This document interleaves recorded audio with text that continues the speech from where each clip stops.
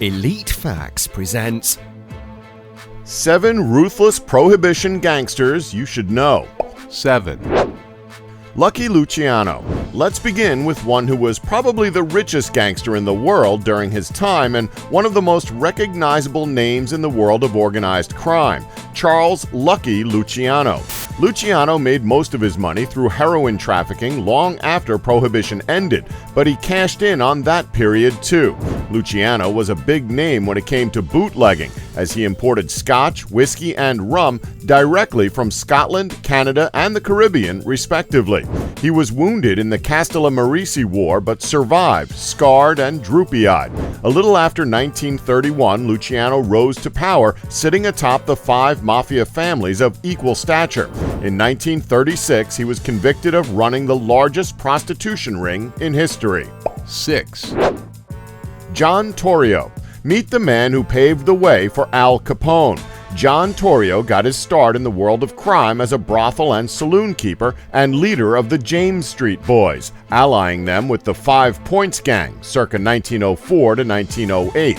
He then rose to become a rackets boss in Brooklyn, i.e. engaging in activities involving extortion, before being called to Chicago in 1909 to operate and expand Big Jim Colosimo's chain of brothels. By the time 1919 came around, Torrio decided he could use an extra set of hands to help him run the business, so who better to call on to manage one of the brothels than his old friend Al Capone from New York. The following year, in 1920, either Torrio or Frankie Yale murdered Colosimo. Torrio thereby inherited Colosimo's empire and immediately expanded into big-time bootlegging, the illegal manufacture, sale, and transport of alcohol, and also gambling casinos of the Prohibition era. 5 years following the death of Big Jim Colosimo, Torrio was imprisoned and served 9 months after being shot at and wounded by a rival gang, thus allowing police to apprehend him for operating a brewery. Because of his imprisonment, Torrio turned over his rackets to Capone and retired to Italy circa 1925 to 1928. Returning to live in New York, he invested profitably in real estate and helped create a bootlegging combine, becoming a close associate of Lucky Luciano, Meyer Lansky, and other bosses. Torrio was one of the directors of the National Crime Syndicate, or cartel, formed in 1934. 2 years later, Torrio would once again come into the sights of the law, as he was charged with income tax evasion and, after a long trial and many appeals, went to prison again from 1939 to 1941. He subsequently went into virtual retirement, very wealthy, and died of a heart attack in a barber chair in 1957. 5. George Bugs Moran. A lot of people tried to take down Capone at the height of the Prohibition era. However, his biggest threat aside from the police was a fellow gangster by the name of George Bugs Moran.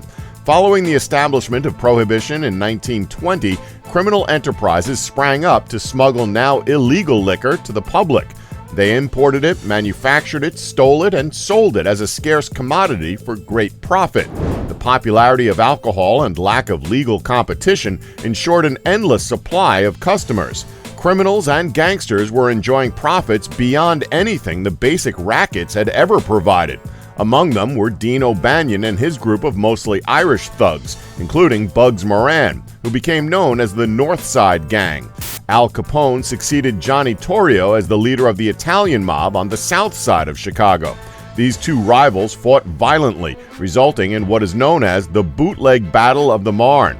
The bootlegging operation of Jaime Weiss and Bugs Moran continued to pose a significant challenge to Capone's South Side Gang. Moran and Capone then escalated a turf war with each other that cost them both. Moran's hatred of Capone was apparent even to the public's eye. One of the main reasons for his hatred was Capone's engagement in prostitution. Moran would not increase profits by engaging in prostitution rings due to his Catholic religion. Torrio's gang killed Dean O'Banion, and in an attempt to avenge him, Bugs Moran and Earl Jaime Weiss made an attempt on Torrio's life. They later went on to attempt to hit on Al Capone at his headquarters, the Hawthorne Inn in Cicero, Illinois, but failed. It was reported that an estimated 1,000 shots were fired at the inn and at a nearby restaurant in their attempt to kill Capone. In retaliation, Weiss's life was taken by Al Capone's gang, and Bugs Moran became head man of the North Side Gang. Responding to Weiss's death, Moran tried to kill a member of Capone's gang, resulting in an attack, allegedly from Capone, that is infamously known as the St. Valentine's Day Massacre. 4. Lester Joseph Babyface Nelson. Without a doubt the youngest gangster on this list, Lester Joseph Babyface Nelson was no stranger to the world of crime. His first criminal offense came at the age of just 7 years old, when he accidentally shot one of his playmates in the jaw with a pistol he just happened to have found. Because of this, he served a full year in prison. This may have been what propelled him into the world of crime, because over the years following this incident, he became known for his involvement in several armed robberies, as well as for his connection to the John Dillinger gang. On March 3, 1934, John Dillinger made his famous wooden pistol escape from the jail in Crown Point, Indiana. Although the details remain in some dispute, the escape is suspected to have been arranged and financed by members of Nelson's newly formed gang, including Homer Van Meter, Tommy Carroll, Eddie Green, and John Red Hamilton, with the understanding that Dillinger would repay some part of the bribe money out of his share of the first robbery. The night Dillinger arrived in the Twin Cities, Nelson and his friend John Paul Chase were driving when they were cut off by a car driven by a local paint salesman named Theodore Kidder.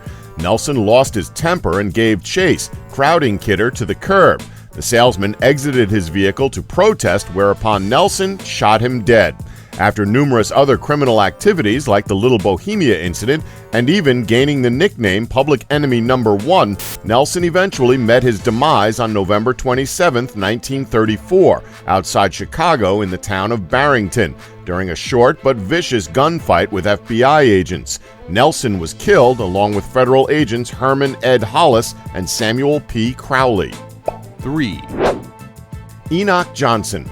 Without a doubt, one of the most unique mobsters of that time period, Enoch Johnson was certainly different from other notorious gangsters. What made him different was his position of power, as he combined the public world of politics with the underworld of crime in order to maintain his power. Nucky was a political leader in Atlantic City and Atlantic County, and began his rise to power when he was elected as the new sheriff of the Atlantic County Republican-Mexican Committee. He led a notorious organization involved in activities such as prostitution and gambling, and he was an advocate of the vice industry of the United States. Nucky was so notorious that HBO, the network that previously developed the critically acclaimed gangster series The Sopranos, tried their hand at making a new gangster show based around the criminal activities of Nucky Johnson called Boardwalk Empire. 2. John Dillinger. John Dillinger had been involved in crime throughout his entire life. Some of his crimes included robbery of around 25 banks and police stations in the United States, with the total revenue reaching around $500,000. Adjusted with today's inflation, that would be around $7 million, as well as the murder of several people in Chicago. He rose to popularity during the Depression era of the United States and was considered to be the most notorious of all notorious criminals in the country at that time. If there's one thing you had to give Dillinger credit for, it was his loyalty to his friends and family. However, his loyalty to his friends was what eventually led to his demise in 1934. Dillinger met his end at the hands of one of his crew members after the price on his head soared to $25,000 in 1934. Romanian-born Sage contacted the FBI and offered to give him up in exchange for part of the reward money and aid in avoiding deportation.